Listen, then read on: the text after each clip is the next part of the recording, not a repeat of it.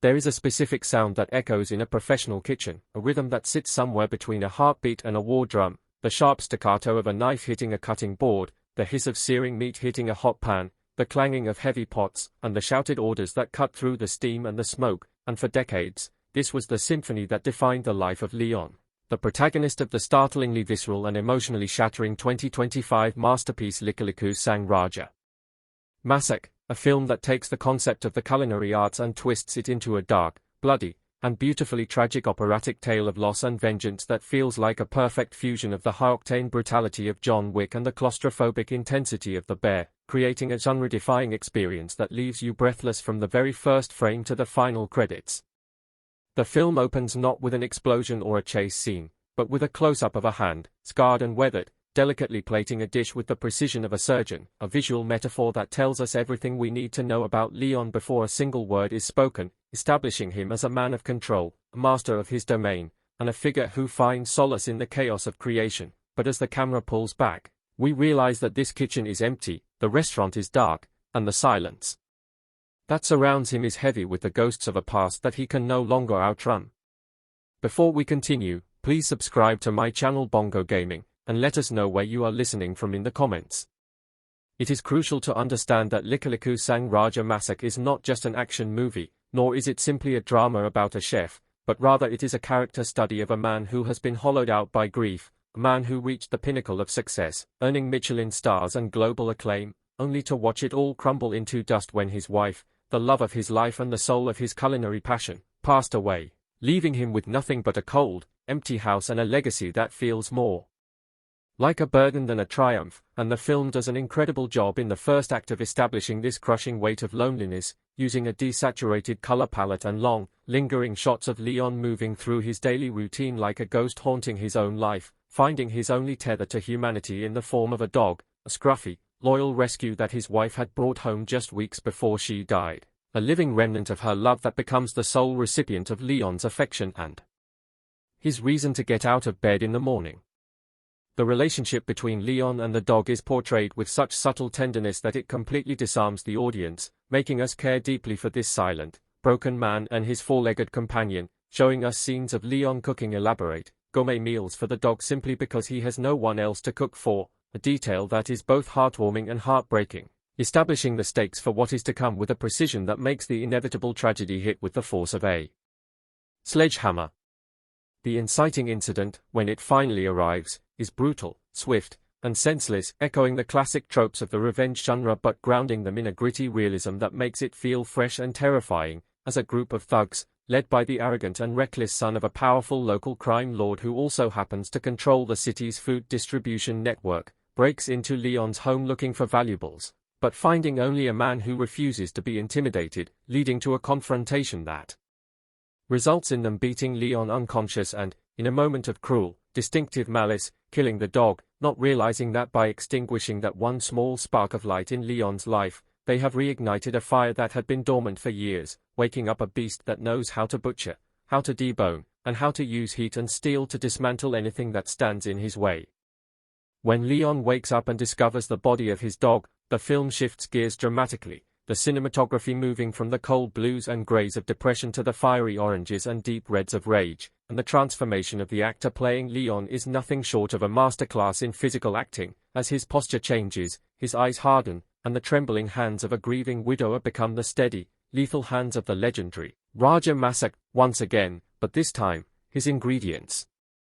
are the men who took everything from him, and his kitchen is the entire city. The narrative brilliance of Lika Liku Sang Raja Masak lies in how it integrates the culinary theme into the action, avoiding the campy pitfalls that a lesser movie might have fallen into, and instead treating Leyon's skills as a chef as the foundation for his combat style, showing us that the discipline, the timing, the spatial awareness, and the ability to multitask required to run a high-end kitchen are the exact same skills needed to survive a lethal brawl against multiple opponents, resulting in action sequences that are choreographed with a rhythmic beauty that mimics the dance of a dinner service, where every movement has a purpose and every strike is delivered with the efficiency of a master butcher slicing through a primal cut. One particularly memorable sequence takes place in the narrow, crowded back alley market where Leyon goes to gather intelligence, and ultimately, to hunt, where he utilizes the environment in ways that are both shocking and inventive, using a boning knife with surgical precision to disable an attacker, parrying a machete with a heavy iron skillet, and utilizing a pot of boiling oil as a weapon of mass destruction, all while the sound design emphasizes the wet, visceral impact of the violence. Layering the sounds of cooking, the sizzle, the chop, the crunch, over the sounds of the fight, creating a sensory experience that is grotesque yet strangely hypnotic. As Leyon moves up the chain of command, hunting down the thugs one by one, the film delves deeper into the criminal underworld that operates behind the facade of the city's fine dining scene, revealing a network of corruption, money laundering, and exploitation that mirrors the dark side of the culinary industry itself, forcing Leyon to confront his own past and the compromises he made on his way to the top, adding a layer of social commentary that gives the film a thematic weight beyond the simple desire for revenge. The antagonist, the crime lord known as the gourmand, is played with chilling charisma, a man who appreciates the finer things in life but treats people as disposable commodities, serving as a dark reflection of Leyon, a man who consumes without creating. And their inevitable clash is set up not just as a physical fight, but as a battle of philosophies, a war between the soulful, nurturing nature of true cooking and the soulless, voracious hunger of greed. The pacing of the film is relentless, barely giving the audience time to breathe as Leyon moves from one set piece to the next, yet the director wisely intersperses these moments of high-octane violence with quiet, introspective scenes where Leyon returns to his ruined home, cleaning his wounds and sharpening his knives with a ritualistic intensity, moments that remind us of the human cost of this rampage, showing the physical and emotional toll it takes on him, preventing him from becoming an invincible superhero and keeping him grounded as a mortal man driven by a grief so profound it looks like madness. There is a haunting scene midway through the movie where Leyon, battered and bleeding, breaks into the kitchen of his old, now shuttered restaurant to prepare a meal for himself, a simple dish that he used to make for his wife, and as he eats it alone in the dark, surrounded by the dust of his former glory, he breaks down weeping, a moment of raw vulnerability that anchors the entire film, ensuring that we never forget that this violence is born of love, not hate, and that every bone he breaks and every life he takes is a scream into the void, a desperate attempt to silence the pain of his loss. The climax of Lika Liku Sang Raja Masak is a tour de force of action cinema, taking place in the ultra-modern, glass-walled kitchen of the gourmand's penthouse restaurant during a private dinner party, a setting that offers a stark contrast to the gritty alleys and dark warehouses of the earlier acts, where the pristine white surfaces and gleaming stainless steel become a canvas for the bloody chaotic finale, as Leyon, armed only with his knife roll and his wits, faces off against an army of bodyguards in a space filled with fire, steam, and sharp edges. The choreography here is spectacular, utilizing the geography of the kitchen, the islands, the hanging racks, the walk-in freezers, to create a dynamic, three-dimensional battleground where Leyon slides across counters, slams enemies into industrial mixers, and deflects bullets with serving trays, moving with a fluidity that suggests he is not just fighting, but performing his final service, executing a menu of death with flawless technique. When he finally confronts the gourmand, the film subverts our expectations, eschewing a long, drawn-out martial arts duel for a moment of tense, dialogue-driven confrontation where the weapon of choice is not a gun or a knife, but a plate of food, a specific dish that holds a deep significance to both men's pasts, forcing the villain to acknowledge the humanity he has discarded, before the inevitable, violent conclusion that feels both earned and tragic. The resolution of the film is somber, refusing to give Leyon a classic, happy ending, where he walks off into the sunset, but instead offering a moment of quiet catharsis, as he stands amidst the wreckage of his vengeance, realizing that while he has avenged his dog and his wife, the hole in his heart remains, and the only way forward is to find a new purpose, perhaps not in cooking for the elite, but in returning to the roots of why he started cooking in the first place, to nourish, to care, and to connect. The final shot of the movie mirrors the opening, focusing on Leyon's hands once again, but this time, instead of plating a fancy dish in an empty restaurant, he is seen on a street corner, serving simple, hot food to the homeless and the hungry, his face scarred but his eyes clear, suggesting a redemption found in service, a return to the humility of the craft, leaving the audience with a profound sense of hope mixed with the lingering melancholy of the journey we have just witnessed. The cultural impact of Lika Liku Sang Raja Masak is likely to be significant, as it not only revitalizes the revenge thriller genre by injecting it with a unique thematic flavor but also shines a spotlight on the intense, high-pressure world of culinary arts, drawing parallels between the dedication required to be a master chef and the discipline required to be a warrior, creating a new archetype of the action chef that is sure to be imitated but rarely duplicated. The performances across the board are stellar, but it is the lead actor's portrayal of Leyon that truly elevates the material, a performance that relies heavily on micro-expressions and physical storytelling, conveying volumes of history and emotion without the need for extensive dialogue, creating a character that is iconic, terrifying, and deeply sympathetic all at once. The score of the film also deserves special mention, a pulsating electronic soundtrack infused with the organic sounds of kitchen ambience, created by sampling chopping knives, sizzling pans, and breaking plates, which creates a sonic landscape that is immersive and anxiety-inducing, perfectly complementing the visual style of the movie.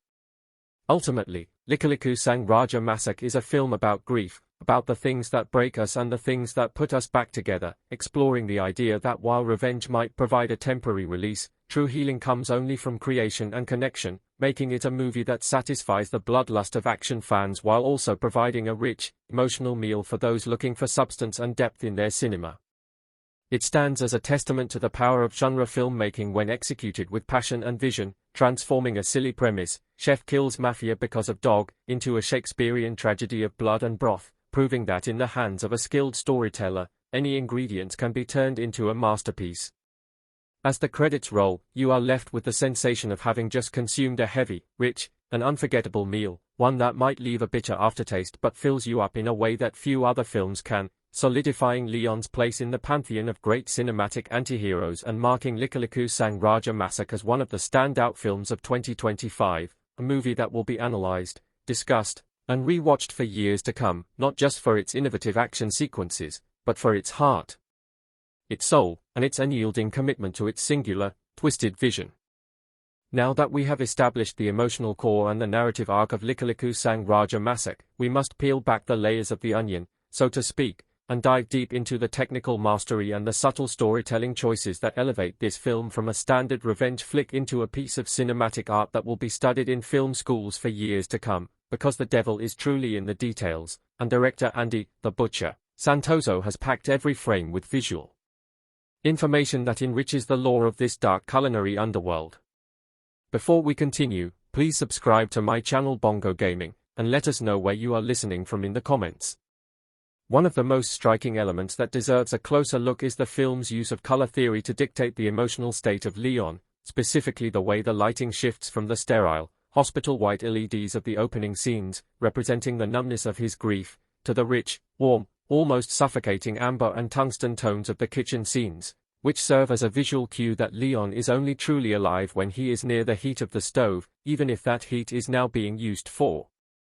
destruction rather than creation, a contrast that is most evident in the freezer fight sequence, a scene that I believe stands toe-to-toe with the hallway fight in Old Boy or the club scene in John Wick, where Leyon is trapped in a walk-in deep freezer with 3 assassins, and the lighting turns to a harsh, biting blue that makes the breath of the fighters visible, creating a claustrophobic atmosphere where the fog of their exertion obscures the action just enough to make it terrifying,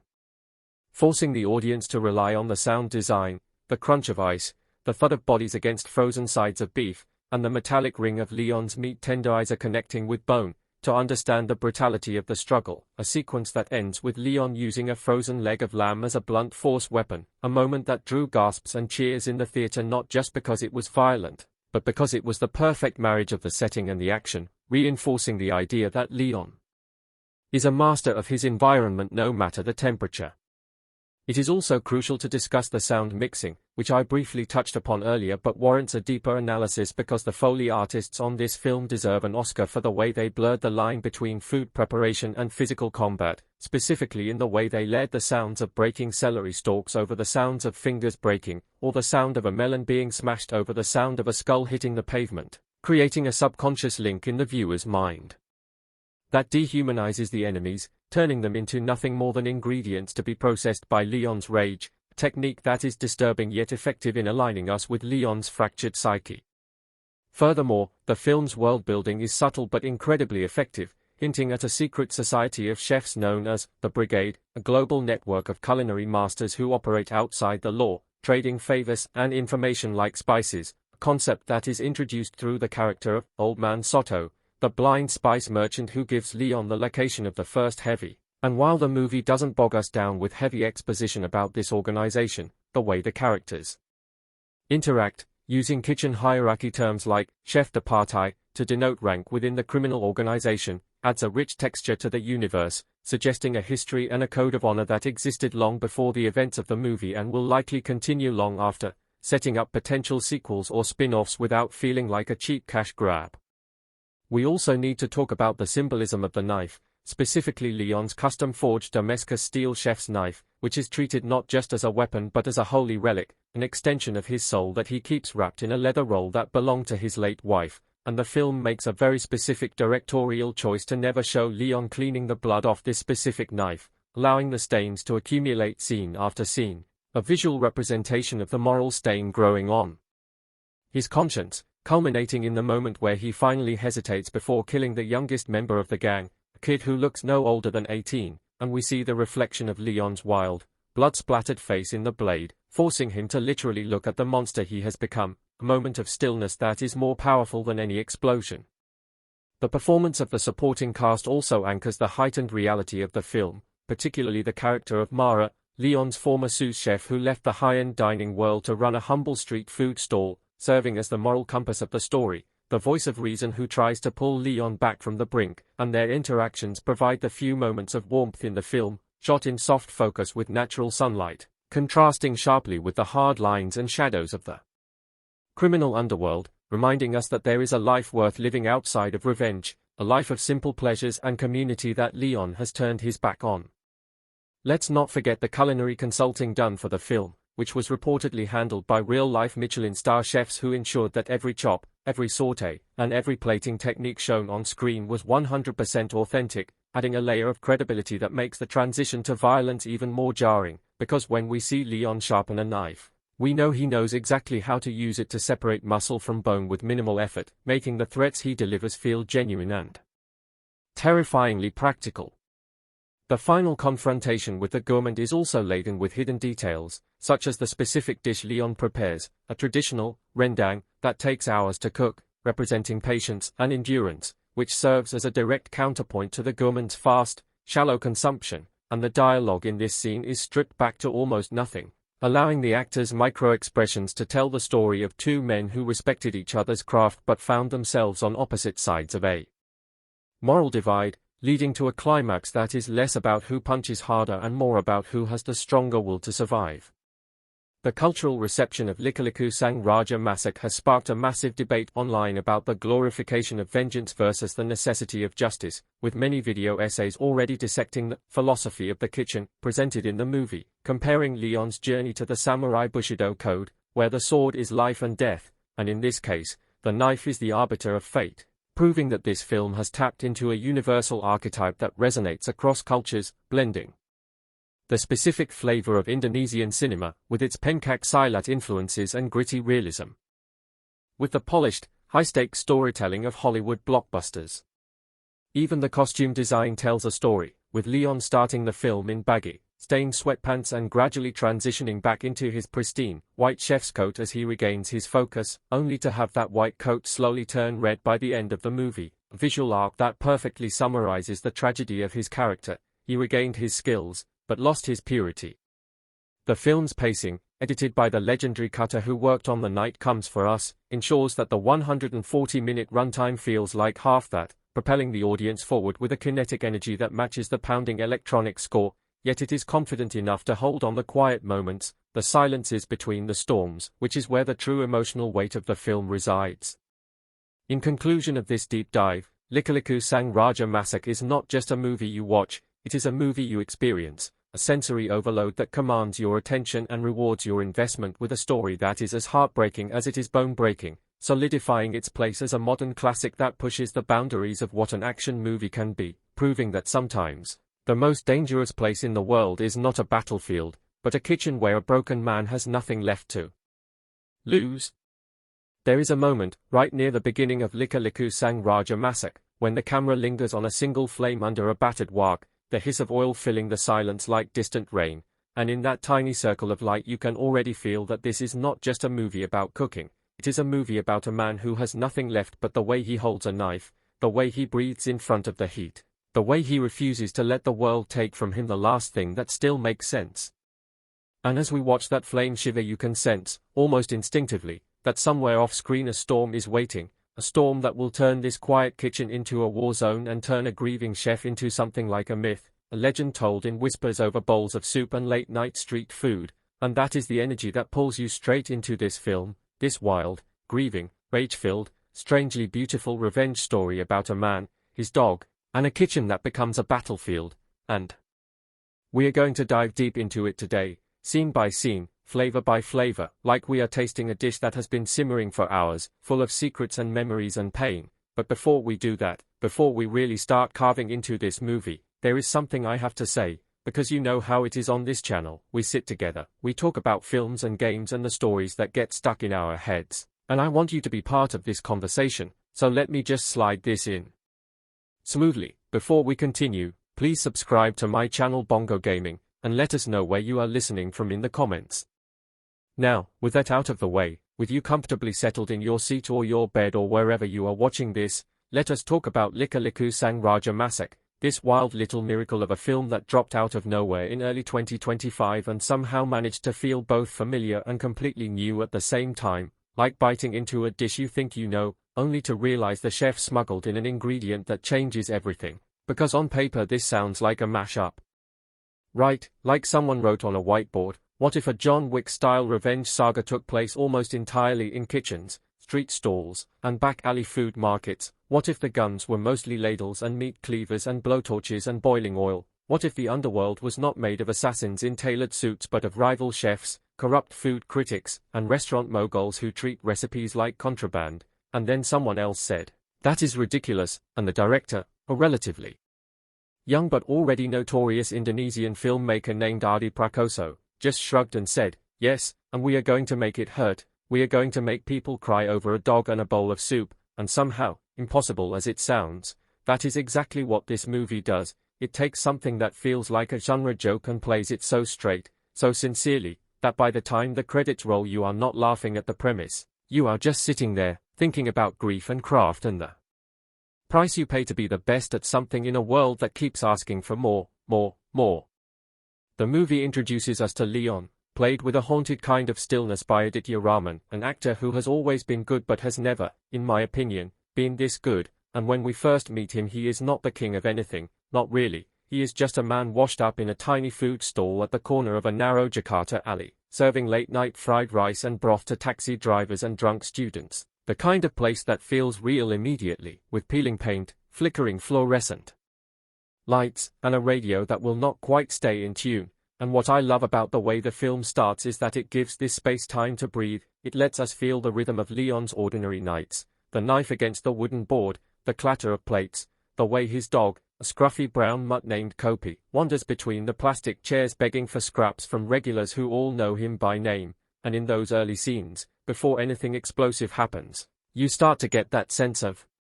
community, the way food holds people together, the way a small bowl of something hot can be a tiny act of mercy in a city that is otherwise loud, cold, indifferent. We learn, slowly, that Leyon was once famous, truly famous, like cover of glossy food magazines, guest judge on cooking competitions, the kind of chef people call a genius, a maestro, a Raja Masak, but that was before the accident that took his wife, before the scandal that tanked his reputation, before he disappeared from the world of white tablecloths and Michelin stars and retreated into this back alley stall. And the film sketches all of this not with clunky exposition but with these elegant little details, like the way an old regular will call him chef without thinking, then correct himself and say bang Leyon, or the way Leyon will look at a TV in the corner of the stall broadcasting some fancy cooking show and flinch, just a little, like it hurts to see that world again, a world he once ruled and then lost. For a while, Lika Liku Sang Raja Masak just lives there, in that sadness, in that ordinary routine, and it is surprisingly gentle, almost cozy in places, with Leyon and Kopi going on morning walks through wet markets, the camera lingering on the colors of chilies and limes and fresh fish, all the textures of daily life, and it would almost be possible to forget that this is supposed to be a revenge movie, except there is something coiled in Leyon's stillness, something about the way he handles a blade that tells you this calm will not last, that this flame is going to blow up. Enter the trigger, and yes, it is the dog, and I am just going to say this right now without dancing around it: if you cannot handle harm to animals on screen, even if it is not shown in a graphic way, this movie is going to be brutal for you, because Kopi is not just some random dog. The film takes its time making him feel like a character, a partner, a tiny, loyal heartbeat in Leyon's otherwise hollow life, and when the film tears him away, it does it with a cruelty that is almost mundane. Which is maybe why it hurts so much. One night, a group of entitled young men, coked-up rich kids with expensive shoes and zero respect, stumble into Leyon's stall after partying. They are rude, they are loud, they complain about the wait time, they throw around money like it gives them power, and Leyon, to his credit, stays calm, refuses to rush, because food is timing, it is craft, and he will not disrespect his own work for some brat with a thick wallet. And you can see the anger building in one of them, a guy named Reno, the son of a powerful restaurant tycoon who we will come to know very well. And there is this moment where Kopi does what dogs do, wanders too close to someone's fancy sneakers, maybe bumps into Reno, maybe barks at him. We do not see every detail, but we hear a sharp yelp, we hear Leyon shout, the camera cuts to black for just a second, and the sound design does the rest, because when the shot comes back you see Leyon cradling Kopi in his arms by the side of the road, a car speeding away, taillights disappearing into the rain, and it is not a long scene. There is no melodramatic score, just the sound of traffic, the patter of water on pavement, and Leyon whispering, over and over, I am sorry, like he is speaking to his wife again, like this is that old wound ripped back open. That is the moment his kitchen changes, and from here on out, Lika Liku sang Raja Masak becomes something else, something louder, sharper, meaner, but it never loses that strange tenderness that it builds in the first act, and that contrast is a huge part of why the film lands as hard as it does. Now, I want to pause for a second and say that I am going to get into some spoilers as we go deeper into this review, because it is hard to really talk about what this movie is doing emotionally and thematically without touching on some of the turns it takes, but I will try, at least for a while, to keep the biggest surprises intact, and I will focus on what it feels like to watch it rather than just listing out plot points like a recap, because the plot itself, on paper, is fairly simple, but the way it is told, the way it is plated, to stay with the cooking metaphor, that is where the magic lies.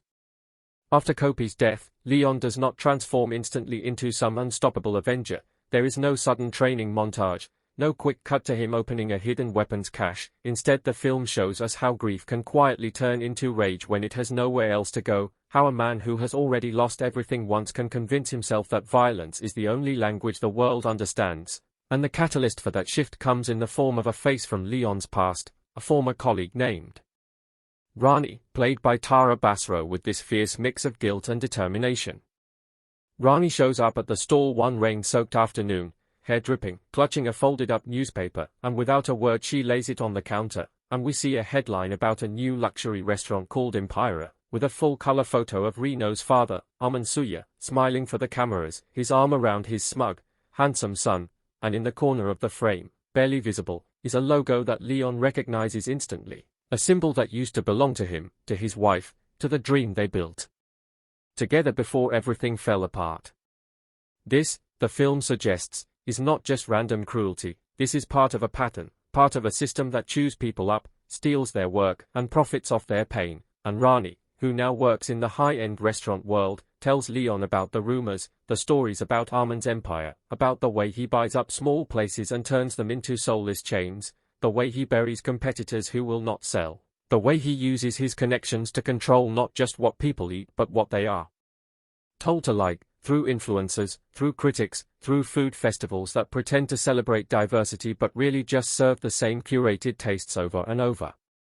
At first, Leyon wants nothing to do with it. He is tired, he is broken, he just wants to cook for his ally. But grief is an acid, it keeps burning, and when Rani offhandedly mentions that the rich kid who kicked Kopi and let him run into the road was Reno, the heir to that empire, something in Leyon snaps into focus, not like a light switching on, more like a flame being turned up, slowly but steadily, until the whole pan is sizzling. From that point, the movie's structure becomes almost like a video game, and maybe that is why it plays so well for someone like me, coming from a gaming channel background, because Leyon starts moving through levels, through increasingly elaborate kitchens and dining rooms that each have their own style, their own mini-boss to face. But what is so clever is that the film never reduces these spaces to just arenas for violence. They are all living, breathing environments with their own scents and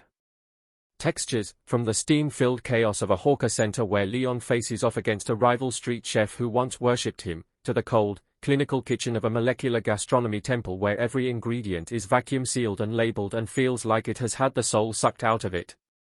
The fight choreography in these sequences is honestly some of the most creative I have seen in an action film in a long time, because instead of just swapping guns for knives and calling it a day, the director and the stunt team go all in on the idea that a kitchen is full of dangerous tools and unstable elements.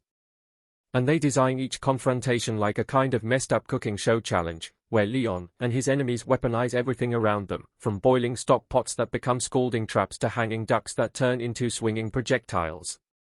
One particularly memorable sequence takes place in a cramped noodle shop where Leyon has tracked down a mid-level enforcer in Armand's organization, and the whole thing plays out in a single long take, the camera weaving between burner flames and hanging ladles as Leyon flips a wok with one hand and fends off attackers with the other, tossing chili oil directly into someone's eyes in a move that is both horrifying and darkly funny, and the way the sound design layers the sizzle of food with the grunts of effort and the crash of breaking porcelain gives the whole scene a tactile intensity that makes you almost smell the garlic and the smoke coming off the screen. But if all Lika Liku sang Raja Masak had to offer was inventive kitchen food, it would be a fun curiosity, a stylish genre mashup that we forget after a weekend. What makes it linger, what makes it worth this much analysis, is the way it keeps circling back to Leyon's emotional state, to his memories, to the ghost of his wife that follows him from kitchen to kitchen. We get glimpses of her through flashbacks that are staged like sensual little cooking tutorials, the two of them side by side at a counter, covered in flour, laughing as they experiment with a new dish, arguing softly over seasoning, and the contrast between those warm, golden-lit memories and the harsh, blue-gray tones of Leyon's present-day kitchens is striking, a visual shorthand for how far he has fallen from the joy he once found in his craft. Aditya Raman does a lot of this work with his eyes, with the way he looks at food now, not with passion but with something almost like resentment, as if each perfect mise en place, each flawless julienne cut, is a reminder of how little control he actually has over his life, and there is a subtle but powerful thread running through the film about how grief can corrode the things we love, can turn our greatest gifts into burdens when they become tied up with loss. The supporting cast is equally rich, starting with Tara Basros Rani, who is not just a sidekick or exposition machine, but a fully realized person with her own arc, her own guilt for having stayed in the elite restaurant world that devoured Leyon and his wife, her own anger at how often talent gets exploited by men like Arman. Their dynamic is interesting because it never quite slides into romance, which would have been the obvious, lazy choice. Instead, the film frames them as former comrades in arms, two warriors scarred by the same war, trying to figure out if they can still fight on the same side. Then there is Arman Suya himself, played by veteran actor Luqman Sadi with this chilling blend of charm and menace, a man who talks about food like it is art but thinks about it like it is oil, like it is just another resource to be extracted and sold, and the film does this brilliant thing where it lets us see him in his element, hosting lavish tasting menus for influencers and foreign investors, delivering speeches about heritage and authenticity while his factories churn out frozen versions of traditional dishes for mass distribution, and you start to understand that for him, Leyon is not just some annoying gnat, he is a threat to a carefully constructed narrative about who owns Indonesian cuisine, about who gets to decide which flavors become global and which remain in the alleyway. In one quietly devastating scene, Arman visits a small warung he is about to buy out, sits down with the elderly owner, Oma Sari, and tells her, in the kindest possible voice, that her recipes will be preserved forever in his empire, that her name will be put on a line of sauces, and as he speaks the camera stays on her face, on the way her hands twist the edge of her apron, and you can see that she understands that what he is really taking from her is not just her livelihood but her story. The story tied to those recipes, the story she told her grandchildren around the stove, and the moment she signs the contract feels, in its own way, as violent as any of the knife fights that come later. This is where the film's cultural impact starts to creep into the conversation, because audiences in Indonesia and across Southeast Asia reacted strongly to these scenes, not just because they are well performed but because they speak to a very real anxiety about how local food cultures are being packaged and sold, how the messy, improvisational, deeply personal nature of street food is being flattened into brands and hashtags, and watching Leyon push back against that, even through extreme, morally compromised methods, felt cathartic to a lot of people. Of course, the film does not present him as a simple hero, and that is one of the things I really appreciate. It keeps asking, at what point does revenge stop being about justice and start being just another way of avoiding pain? At what point does the pursuit of perfection, whether in a dish or in a vengeance plan, become destructive? As Leyon climbs higher in his war against Arman, his methods become more brutal, his body count rises, and Rani begins to question whether they are still fighting for anything except his rage, and the film is not afraid to let her be right sometimes, to let her call him out when he uses the language of protecting small vendors as an excuse to smash someone's face into a deep fryer. There is one scene, late in the second act, where Leyon confronts a corrupt food critic in a hidden speakeasy kitchen, a man whose glowing reviews helped build Arman's empire while his negative pieces crushed countless family-owned places, and instead of killing him outright, Leyon forces him to cook, to stand at a stove for the first time in years and prepare a dish using ingredients from all the warungs he has written off as dirty, unhygienic, unworthy, and watching this snobby figure sweat and panic as he realizes how little he knows about actual craft is darkly satisfying, but the scene takes a turn when Leyon, consumed by his anger, begins to berate him, not just for his complicity but for his weakness, for his lack of skill, echoing the same harsh standards that once drove him to greatness and then to burnout. Rani, watching from the doorway, finally steps in, telling Leyon that he is no longer teaching this man a lesson, he is just humiliating him because it makes him feel powerful, and that is one of those little mirror moments where the film reflects Leyon back at himself and at us, asking whether we are cheering for him because we believe in his cause or because we enjoy watching someone who has been wronged become the most terrifying person in the room. Performance-wise, Aditya handles these shifts with such nuance that you almost do not realize how far Leyon has drifted until suddenly you are watching him do something and thinking, oh, I am not sure I can justify that, I am not sure this is still about Kopi, or about his wife, or about the small vendors being crushed under Arman's heel, and that discomfort is important. It keeps the film from turning into simple revenge porn. In terms of pacing, Lika Liku Sang Raja Masak runs a little over 2 hours, and for some viewers that length might feel a bit indulgent, especially in the middle stretch where Leyon moves from one kitchen confrontation to another, each staged creatively but following a familiar rhythm. And I will be honest, on my first watch there was a moment where I looked at the time and wondered if we really needed yet another variation on the same theme. But on a second viewing, I started to see how that accumulation is kind of the point, how the repetition mirrors the obsessive nature of Leyon's quest, the way he keeps refining his attacks like he is tweaking a recipe, adding more heat here, more complexity there, unable to stop because there is no arrival point that will bring his dog back, no dish that will conjure his wife out of thin air.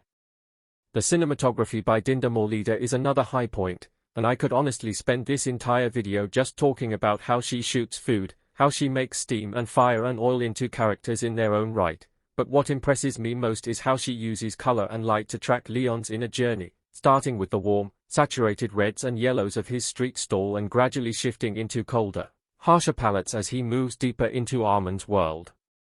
The climactic sequence in Empira's main kitchen, for instance, is lit almost entirely in stark white and stainless steel, everything gleaming and reflective and sterile.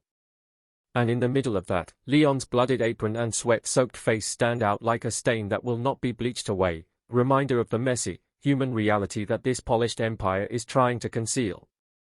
The score, composed by Raka Prabhu, blends traditional instruments with electronic pulses in a way that echoes the film's tension between heritage and modernity, between the organic flow of street cooking and the rigid choreography of fine dining, and there are these recurring motifs, little drum patterns that resemble the rhythmic chopping of vegetables, or high-string notes that mimic kettle whistles, that sneak into the background of scenes and subconsciously reinforce the idea that for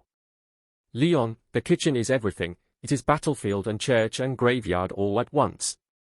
From an audience reaction standpoint, the film made waves almost immediately, blowing past expectations at the local box office and then finding a second life on streaming platforms, where clipped-out fight scenes and emotional monologues spread like wildfire on social media. And what I found particularly interesting was the way different groups latched onto different aspects of the story.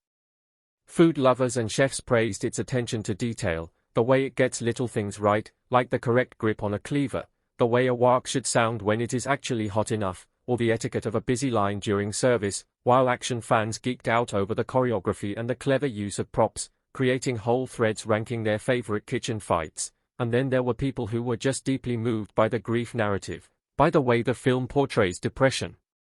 Without turning Leyon into a passive victim, showing how pain can coexist with competence, how someone can be a master at their craft and still be utterly lost in their personal life.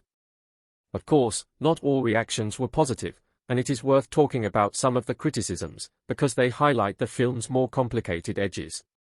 Some viewers felt that the violence, particularly in the later acts, became excessive, that the film was reveling a bit too much in the creative ways Leyon dismantles his foes, and there is definitely an argument to be made that certain set pieces, as brilliantly staged as they are, risk overshadowing the more intimate emotional beats.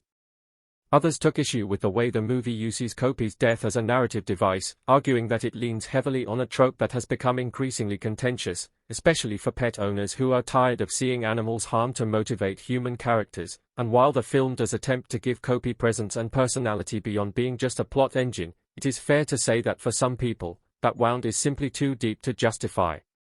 Then there is the question of how the film portrays the culinary elite, and here opinions split sharply, with some industry insiders bristling at what they saw as a caricature of fine dining culture, all soulless labs and ego-driven chefs, while others, especially younger cooks and food writers, embraced the film as a cathartic critique of a system they feel is overdue for a shake-up. Personally, I think the film walks a pretty careful line. It exaggerates for effect, as cinema always does, but it also includes enough nuance, enough glimpses of genuine artistry and passion within those high-end spaces, that it never feels like it is saying all upscale restaurants are evil. More that it is warning about what happens when money and prestige drown out the reason people fell in love with cooking in the first place. On a thematic level, one of the things I find most compelling is the way Lika Liku sang Raja Masak treats the idea of recipe as memory, of cooking as a way to keep the dead alive, and how it complicates that by showing the dark side of that same devotion. Leyon's wife, Maya, appears again and again in those flashbacks, teaching him a family stew passed down from her grandmother, a dish whose exact balance of spices was never written down, only felt, tested, adjusted, and we see Leyon in the present day obsessively trying to recreate it, measuring everything down to the gram, timing every simmer with a stopwatch, as if precision could replace the missing person, as if mastering the recipe could make up for not being able to save her. In the film's quietest, most heartbreaking moment, after a particularly brutal night, Leyon finally finishes a pot, sits down alone in his closed stall, and tastes it, and the camera just stays on his face as he realizes that it is perfect, technically perfect, exactly what it is supposed to be, and yet he feels nothing, because what mattered was not just the taste but who he shared it with, and without that, the dish is an echo, a ghost. That scene hits hard, and it reframes everything that comes after, because it shows that Leyon's revenge, no matter how justified it might seem on one level, is built on the same illusion, the illusion that if he just cuts cleanly enough, strikes precisely enough, he can restore something that has already been taken from him forever. In that sense, the film is not just about external conflict but about a man wrestling with his inability to accept loss, and by the end, without spoiling the exact details of how the final confrontation plays out, I will say that the resolution is not tidy, not clean, and that felt right to me. Armand does not suddenly break down and apologize, the system he represents does not vanish in a puff of smoke, and Leyon does not ride off into the sunset having fixed everything. Instead, there is a sense of partial victory, partial defeat, and a lingering question of what he will do now that the one thing driving him has burned itself out. As someone who spends a lot of time in game worlds where revenge arcs often end with a simple boss fight and a credits roll, where you can just put down the controller and walk away, it was refreshing, in a painful way, to see a narrative that acknowledges that life does not work like that after the big showdown, after the plates have been smashed and the knives put away, someone still has to clean the kitchen, pay the rent, decide whether to open the stall again the next day.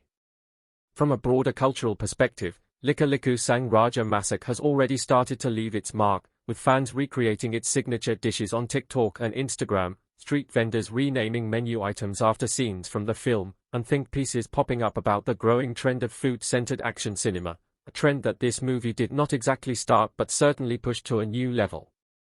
There has also been talk of a streaming series spin-off exploring other characters in this universe, like Rani's rise in the high-end kitchen world or the past of Omar Sari before Arman's empire came knocking, and while nothing is confirmed, the fact that people are hungry, no pun intended, for more stories set in this particular blend of culinary and criminal spheres says a lot about how vividly the film builds its world. On a more personal note, watching this as someone who loves both games and movies, I could not help but imagine what a game adaptation of Lika Liku Sang Raja Masak would look like, some kind of hybrid where you manage a small stall by day, balancing resource management and relationship building, and by night you infiltrate fancy restaurants using your knowledge of kitchens to dismantle corrupt empires, with cooking mechanics and combat mechanics feeding into each other, and the fact that the film sparks that kind of imaginative leap is part of its charm. It is not just a story you watch, it is a setting you want to explore, a set of mechanics you want to play with, and that makes it a perfect fit for a channel like Bongo Gaming, where we are always looking for those crossovers between cinema and interactive experiences.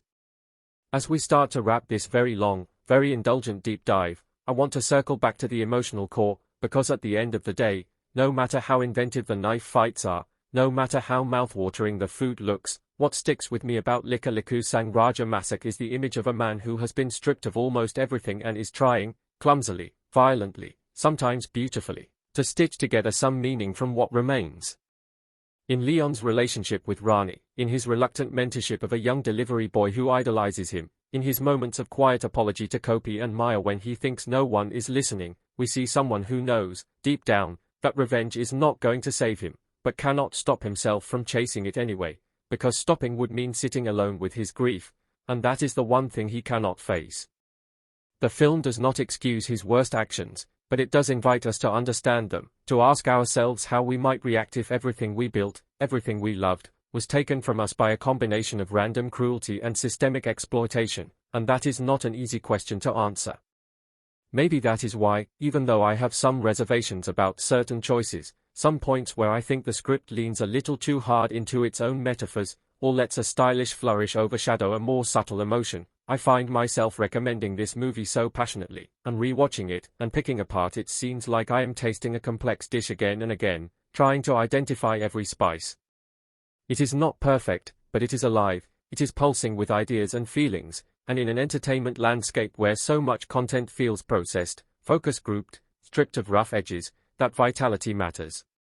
So if you have not seen Lika Liku Sang Raja Masak yet and you made it this far into the review, I hope you will seek it out, not just for the spectacle of a legendary chef turning his kitchen into a battlefield, but for the quieter moments in between, the shots of a lonely man stirring a pot at dawn, the way the film makes you think about your own relationship to food, to memory, to the things and beings you cannot get back once they are gone.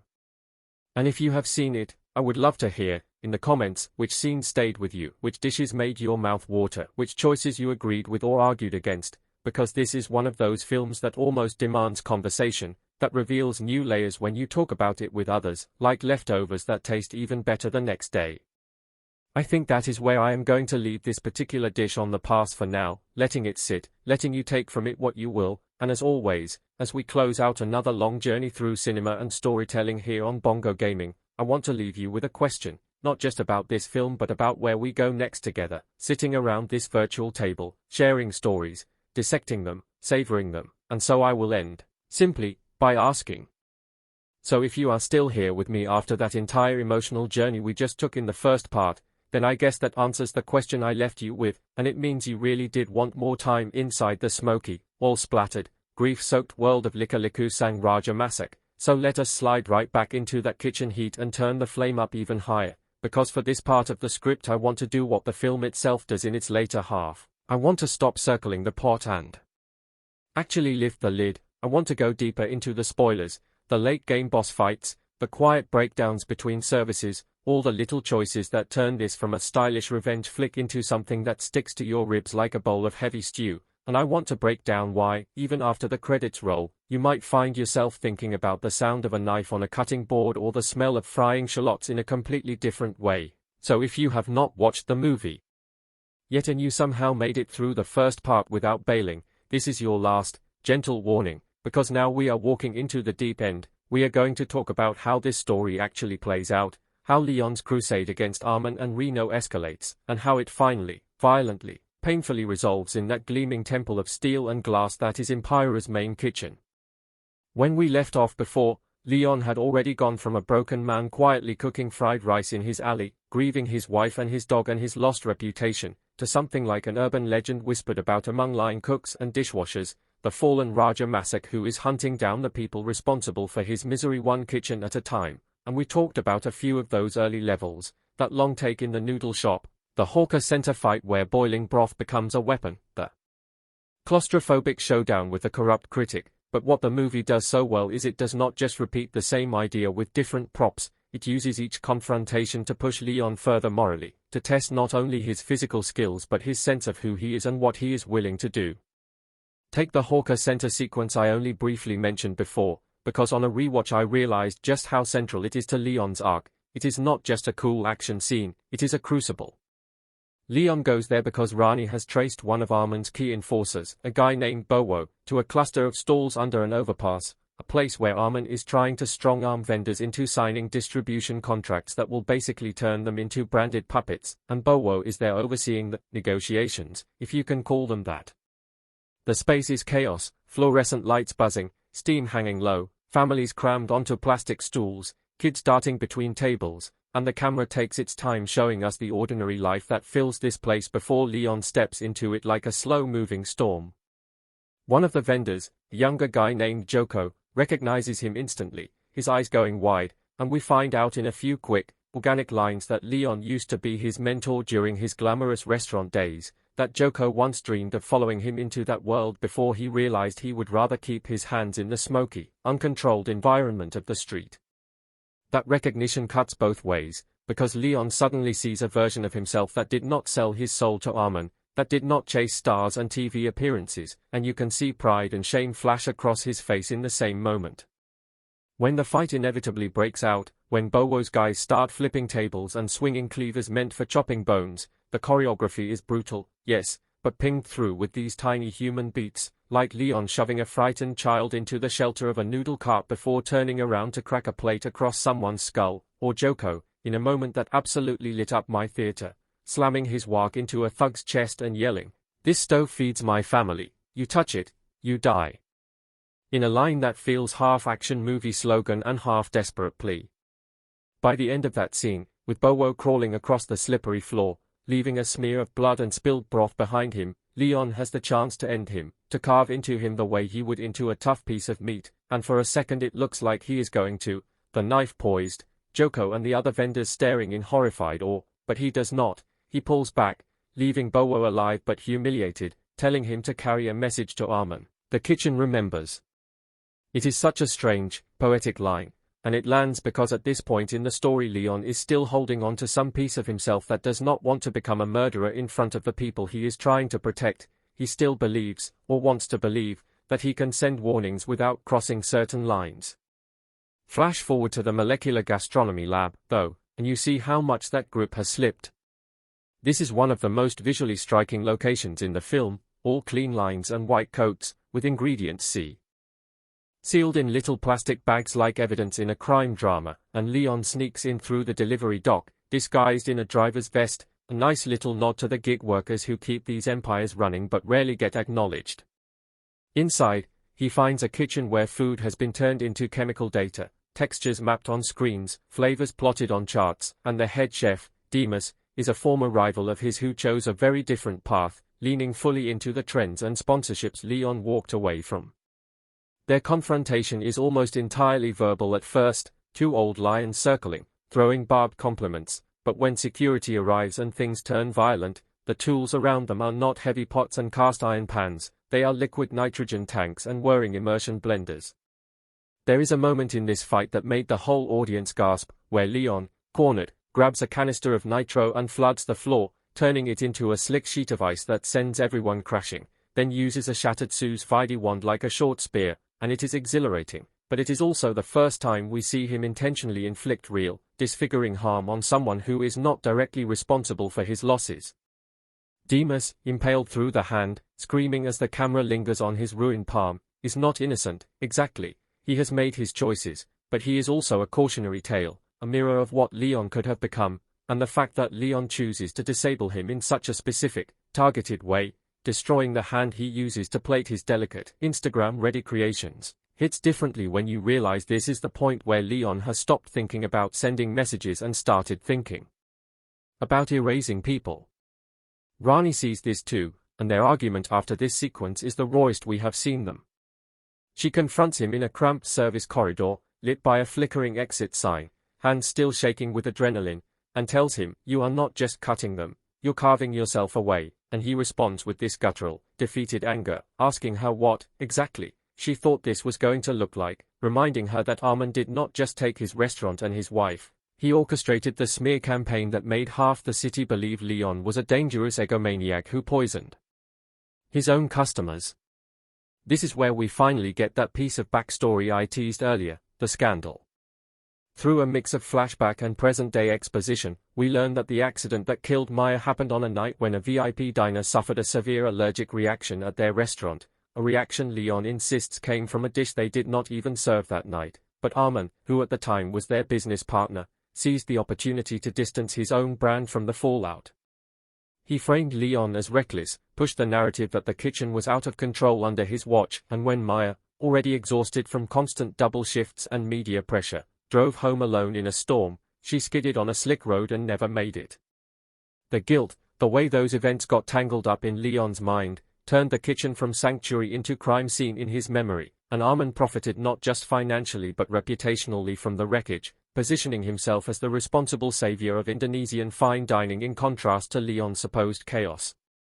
Knowing this, it is easier to understand why Leyon cannot just walk away now that he has started down this road, why every slice of his knife feels like it is rewriting that old story, cutting through the lies Arman built his empire on.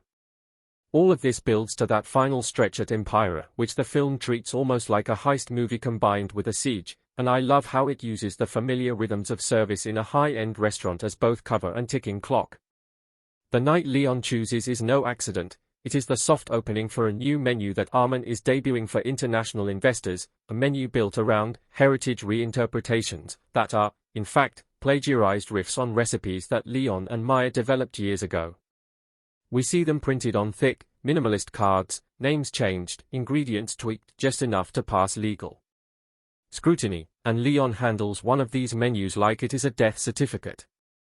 Rani has managed to get them fake identities on the temp staff for the night, and there is this whole tense sequence of them walking through back corridors, checking in with harried managers who barely glance at them, blending into the anonymous army of bodies that keep the illusion of effortless dining alive. It is here that the film's social commentary is at its sharpest, as Leyon moves through prep stations stacked with meticulously portioned cuts of meat, rows of identical amuse-bouches waiting to be photographed before they are consumed in a single bite. You get this sense of production line art, of authenticity, careful read heat, control fire. Of course, because the universe of this film is cruel and because actions have collateral damage, the danger is not over. Reno, panicked and desperate to prove himself to his father after being branded with that scar, grabs the fallen knife and lunges at Leyon from behind, and it is Arman, of all people, who shoves Leyon out of the way, taking the blade in his own side. The look of shock on all three faces in that moment, Reno horrified at what he has done, Arman looking down at the blood blooming on his pristine shirt, Leyon caught between empathy and vindication, is haunting. Arman collapses, the staff rush in, chaos erupts, and Leyon and Rani slip out in the confusion, not because they are cowards, but because at this point the system is already going to chew itself for what happened. The golden image of Arman Suya, the responsible patriarch of modern cuisine, is going to crack under the weight of the scandal. And Leyon has realized that no knife he wields will ever be as sharp as the combination of Reno's stupidity and Arman's own hubris. The aftermath is handled in a way I really respect. There is no long courtroom drama, no tidy news montage wrapping everything up, just a quiet time jump and a series of images that invite us to imagine the fallout. We see a news report playing on the same flickering TV in Leyon's alley stall, talking about unfortunate events at Empire, and questions being raised about food safety and management practices, with the anchor's tone that weird mix of concern and voyeurism, and in the background, on Leyon's old plastic chair, a different man is sitting, frying noodles with a familiar wrist motion. It is Joko, wearing a fresh apron, calling out orders with a confidence he did not have before, and beside him, clearing plates and joking with customers, is Rani, her high-end chef's coat replaced by a simple t-shirt, her hair tied up in a practical bun. On the wall, taped up with bright blue tape, is a photo of Maya and Leyon in their old restaurant days, and right underneath it, a hand-drawn sign with the name of the stall, Warung Raja Masak. The camera does this slow pan, looking for Leyon, and for a while we do not see him, and then we catch just the briefest glimpse, in the reflection of a metal lid, of a man sitting at one of the back tables, his face mostly in shadow, a bandage still visible under his shirt collar. He is eating quietly, watching the flow of the kitchen, and when Joko looks up and meets his eye, there is no big swell of music, no dramatic nod. Like constructed and then mass-produced. The camera keeps cutting between the dining room, where Arman charms his guests with stories about his childhood in a tiny village, and the kitchen, where actual village recipes are being broken down into components by cooks who will never see the faces of the people eating them. Leyon's plan, as he lays it out to Rani in a whisper over the hiss of grills, is not subtle. He wants to isolate Reno, confront him, and then use him to draw Arman into the kitchen, into Leyon's domain, away from the lawyers and PR teams and polished speeches. But movies, like kitchens, rarely go according to plan, and things start to go wrong almost immediately. Reno, already skittish after the rumors of Leyon's rampage start reaching his ears, ducks out of the dining room to snort a line in a storage room, only to find Leyon waiting for him in the dark, and the confrontation that follows is one of my favorite scenes in the whole film, because it is not a fight, not at first, it is a conversation between a man who has lost everything and a boy who has never had to face consequences. Leyon locks the door, tosses Reno's phone in a tub of ice, and then simply starts cooking in front of him, lighting a portable burner, cracking eggs into a pan, the sound violently calm. He tells Reno, in this low, almost conversational tone, about Kopi, about Maya, about the night in the alley when Reno laughed as his friends revved the engine and sped away, and the whole time he never looks up, his knife moving with terrifying precision, producing a simple dish, tela seplok over rice with kicap manis and chilies, that smells, Reno admits in a trembling voice, like the food his childhood nanny used to make. The power dynamic here is incredible. Leyon is in control of the space not because he is physically threatening but because he understands every element in that tiny room, from the flame to the timing of the rice cooker, and Reno, for the first time, seems to comprehend that the world he moves through thoughtlessly was built by people like Leyon, people who sweat and burn and bleed to create his comfort. When the tension finally snaps, when Reno, panicking, lunges for the door, Leyon stops him, slams him against a shelf, and there is a scuffle, but it ends with Reno on the floor, sobbing, Leyon's hand around his throat, knife at his cheek. In a lesser film, this would be the obvious moment for a clean kill, cathartic act of revenge, but Lika Liku Sang Raja Masak is more interested in complicating that satisfaction. Leyon hesitates, not because he forgives Reno, but because as he stares down at this pathetic, trembling heir, he sees not a monster but a product, a spoiled, cowardly extension of Arman's rot, and for a flicker he imagines Kopi barking at him, Maya's hand on his wrist. He ends up carving a shallow line across Reno's face, a permanent reminder, and dragging him, half-conscious, into the main kitchen, where the real showdown is about to begin. The moment Arman strides through those swinging doors, furious at having his perfect service disrupted, the temperature of the film changes. Luckman Sadi plays this entrance like a king visiting a conquered land, barking orders, not even noticing the blood on the floor at first, and when he does finally clock Leyon standing there, apron-stained, knife in hand, Reno kneeling beside him with a streak of red on his cheek, there is this electric stillness where years of history hang in the air. Their dialogue in this scene is some of the best written in the film, a mix of personal accusation and philosophical argument about what food means.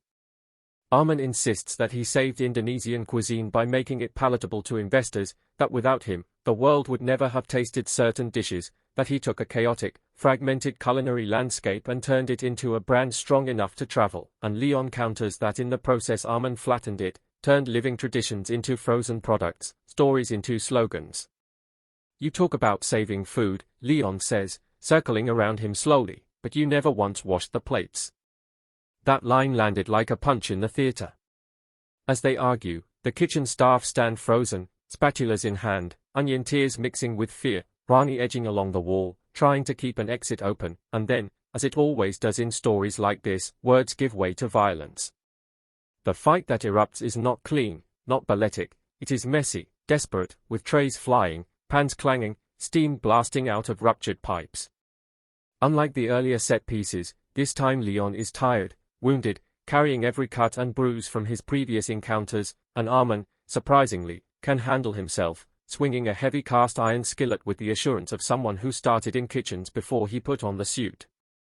There is an image that will probably live in my head for years, Leyon and Armin locked in a struggle over a chef's knife, the blade hovering an inch from one throat and then the other, reflected over and over in the gleaming chrome surfaces of the high-end appliances around them, as if the kitchen itself is watching, as if every meal Emilie ever served is a silent witness. At the peak of the chaos, a stray blow knocks a gas line loose, a burner flares, and suddenly there is real danger of the whole place going up. Alarms blare, sprinklers sputter on, turning the floor into a slick mirror dotted with flames, investors in the dining room screaming as the lights flicker, and amidst this, Leyon gets Armin pinned against a counter, knife point pressing into the soft part of his wrist, right at the tendon. He could end him, or he could do what he did to Demas and maim him, take away his ability to sign documents and cut deals, but something else happens instead. The film cuts in a rapid series of close-ups, Maya laughing in their old kitchen, Kopi's paw resting on Leon's leg under the stall's plastic table, Joko at the hawker center snarling that line about his stove, Rani warning that he is carving himself away, and then it lands on Leon's face now, contorted, eyes brimming with more than just sweat. He makes a choice. He releases the knife, lets it clatter onto the metal, and instead grabs Armin's wrist with both hands, forcing him towards the live flame of the stove. For a second, you think he is going to do the expected thing, burn him, punish the hand that signed away so many lives, but instead, in a move that took my breath away, Leyon uses Armin's grip to twist the gas valve shut. The room goes quiet in that instant, the flames dying down, alarms still wailing but the immediate threat of explosion dissipating, and Leyon, chest heaving, says, almost to himself, "I'm done cooking for you." It is such a small act on paper, turning off a stove, but in the context of this story it feels like a refusal to let his rage destroy the one thing he still knows how to do. Just a small, shared smile, like two chefs acknowledging each other's survival. The shot lingers on the counter, where a bowl of stew sits, steam curling up, and beside it, in a simple wooden frame, is a photo of Kopi, tongue lolling out, eyes bright. Credits roll over that image, and I am not going to lie, my throat got tight. That ending, to me, is the film's way of admitting that revenge does not heal, that systems of exploitation will always sprout new heads, but also insisting that there is still room to rebuild small sanctuaries, little outposts of honest craft, in the cracks of those systems. Leyon does not get a heroic parade or a tragic martyrdom, he gets the chance, maybe, to sit in the corner of his own story and let someone else take the stove for a while. And that feels strangely radical in a genre where protagonists often either die gloriously or keep escalating until they are cartoon demigods. Now, stepping back from the plot for a second, what I love about talking through all this detail is noticing how carefully the film has been structured around recurring motifs. Fire, obviously, is the big one, fire as warmth, as creative force, as destructive potential, but there are subtler threads too. Think about how often we see hands in this movie, Leon's scarred knuckles, Maya's flour-dusted fingers in flashback, Demas's ruined palm, the old lines in Omasari's skin as she signs her life's work away, Armin's manicured nails tapping on polished tables. The camera loves hands because in kitchens, hands are everything, they are how you measure, how you learn, how you pass on knowledge, and when Leyon maims Demas, when he almost burns Armin, when he chooses instead to shut off the gas, those choices are all about what we do with our hands when we are in pain. Do we use them to build, to heal, to cook, or do we use them to hurt? The movie does not preach at you about this, it just keeps showing hands making, hands breaking, until by the end, that simple act of Joko's hand gripping a spatula in the alley stall feels like an answer to a question that has been hanging in the air since the first frame. Another motif is the dog, obviously, and not just Kopi's literal presence but what he represents. Dogs, in film, are shorthand for loyalty, for unearned affection, and in the early scenes Kopi is that, pure and simple, a creature who loves Leyon without caring about his failed career or his broken heart. When Kopi dies, the movie knows exactly what it is doing to us emotionally, and you could argue that it is manipulative, but I think it earns that emotion by not letting Kopi become just a symbol. The way Leyon talks to him, the way regulars slip him bits of chicken, the way he guards the stall at night, those details give him agency, a tiny life within the story. That is why, in the later scenes when Leyon is fully in revenge mode, it hits so hard when we see him pick up a piece of grilled meat untouched by an enemy and hesitate before eating it, like for a split second he expects Kopi to be there to beg, and when he realizes he is alone, he puts it back down. Food in this movie is almost always eaten in company or not at all, and Leyon's increasing isolation is mirrored by how rarely we see him sit and share a meal as his campaign escalates. His final, silent tasting of that perfectly cooked stew in the empty stall, the moment I talked about last time where he realizes that technical perfection without someone to share it with is meaningless, is the inverse of the last shot, where he is alone but not lonely, surrounded by the sounds of people eating and laughing, and that progression is quietly powerful. Performance-wise, this whole arc would fall flat if Aditya Raman could not sell the shifts from controlled, almost chilly competence to raw, flayed-open vulnerability, and I want to give him more credit here because the more I think about it, the more I realize how much of the film's emotional weight sits on his small, almost invisible choices.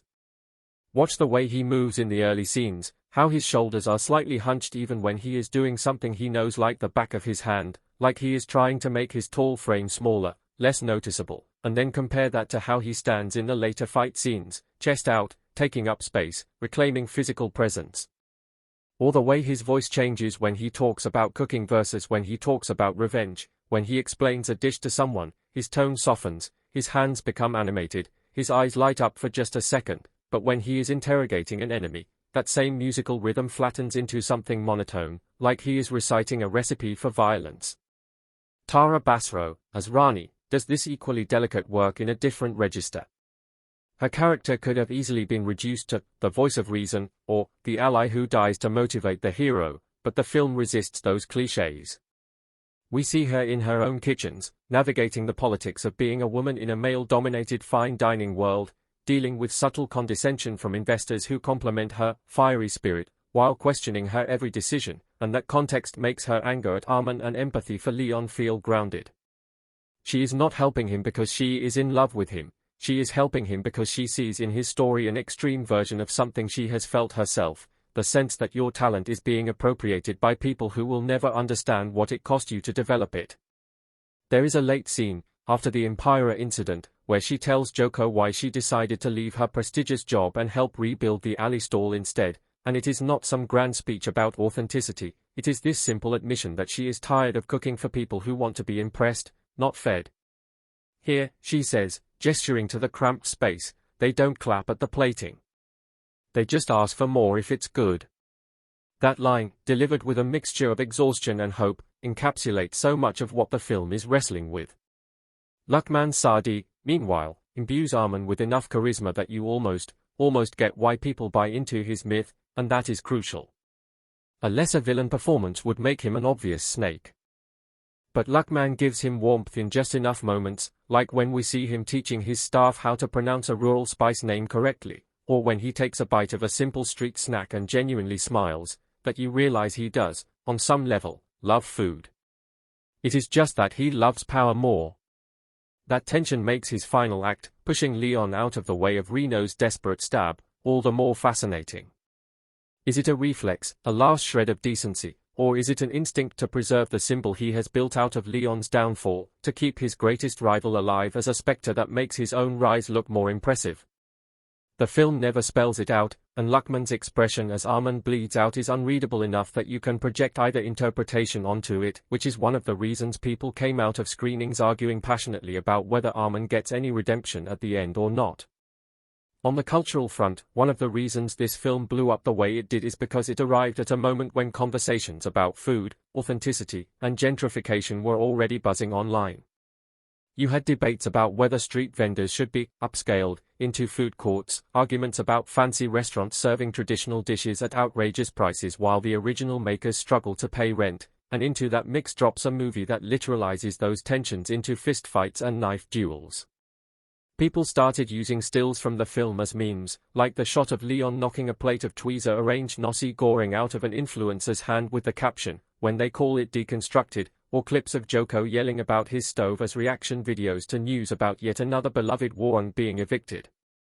But beyond the memes, there were also heartfelt essays from young chefs who saw in Leyon's story a dramatized version of their own burnout, their own sense that the industry asks them to turn their most personal expressions into content on demand. I saw one post that stuck with me, from a line cook who wrote, "I don't want to go full Leyon, but some days I think about flipping a table," which is both funny and incredibly sad. And that is the power of this movie. It gives shape to feelings that are often dismissed as whining or ungratefulness. It says, no, your rage has a root, your exhaustion has a story. At the same time, it does not romanticize working-class struggle. It shows the toll, the scars, the marriages that crumble under the weight of double shifts, the dogs that are left alone too often, waiting at the door, the bodies that break down after years of abuse in hot, cramped spaces. In that way, I find it interesting to compare Lika Liku Sang Raja Masak to some of the big Western, chef dramas, like Burnt or The Menu, which also deal with abusive kitchen cultures and haute cuisine absurdity, but from a very different angle. Those films often center on white male genius chefs imploding under the pressure of their own egos, whereas Leyon's story is embedded in a broader web of class, colonial history, and globalization. His genius is not an isolated, tortured thing. It is something that grew out of family recipes, community meals, the kind of informal apprenticeship that happens when kids hang around their parents' stalls. When Arman steals from him, he is not just stealing from one man, he is stealing from a whole lineage of unnamed cooks whose knowledge has been passed down orally, by touch and taste, for generations. This is why the repeated shot of Leyon smelling herbs with his eyes closed, trying to match a scent to a memory of Maya's voice correcting his seasoning, hits so hard. It is not just about him. It is about an entire way of knowing being devalued in a world that prioritizes written recipes and branded menus. If we squint a little, we can also see why this movie resonated so strongly with gamers, and this is where I put my bongo gaming hat on a little tighter. The level-based structure, the way Leyon gains skills and information from each encounter, the way he upgrades his gear not by finding bigger weapons but by modifying basic tools, wrapping towels around his forearms as makeshift guards, turning a ladle into a parrying tool, learning how the sound of a boiling pot can mask his footsteps, feels very much like an action RPG. There is even a kind of moral choice system baked into the narrative, in that early on he sometimes spares enemies, sending a message rather than taking a life, and those choices ripple into later scenes, like when Bowo, the enforcer he left alive at the hawker center, shows up at Empire not as an enemy but as a newly hired line cook, eyes darting, clearly unsteady with his place in this new power structure. When chaos breaks out in the final battle, Bowo has a moment where he could stab Leyon in the back, repay humiliation with revenge, but instead he grabs a fire extinguisher and helps put out a spreading flame, yelling for everyone to get out. It is a small beat, but it suggests that Leyon's earlier decision not to kill him opened a different path, one where violence can be interrupted, redirected. In a game adaptation, that would absolutely be the result of a player choice earlier in the story, and I think one of the reasons this possibility is so easy to imagine is because the film has that game logic in its bones. Each kitchen is like a different stage with its own hazards to learn. In the noodle shop it is narrow aisles and low-hanging pots, in the molecular lab it is slick floors and precision tools, in Empire it is open flames, gas lines, and the constant movement of service. Leyon learns the levels, and the climax feels earned because we have seen him adapt again and again. Imagine playing that, learning that if you knock a certain shelf in the hawker center you create a temporary barrier, or that you can trigger the sprinklers in the lab to distract guards. The film invites that kind of playful thinking even as it is breaking your heart with its character beats. As for where the story could go next, because you know studios and audiences both, the second a film hits like this,